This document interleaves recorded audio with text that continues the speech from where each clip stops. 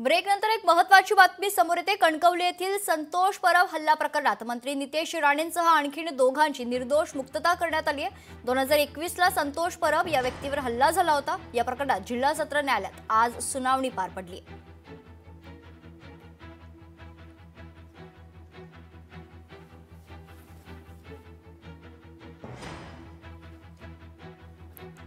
तर संतोष परब हल्ला प्रकरणात मंत्री नितेश राणेंसह दोघांची निर्दोष मुक्तता करण्यात आलेली आहे। 2021 ला संतोष परब या व्यक्तीवर हल्ला करण्यात आला होता। या प्रकरणात जिल्हा सत्र न्यायालयात आज सुनावणी पार पडली आहे आणि या सुनावणीत मंत्री नितेश राणेंसह आणखी दोघांची निर्दोष मुक्तता झाल्याची महत्त्वाची माहिती समोर येते।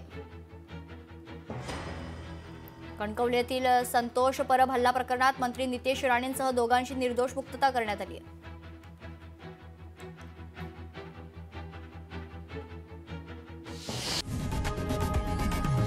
लोकशाही मराठी ऐका, पहा, जागरूक रहा।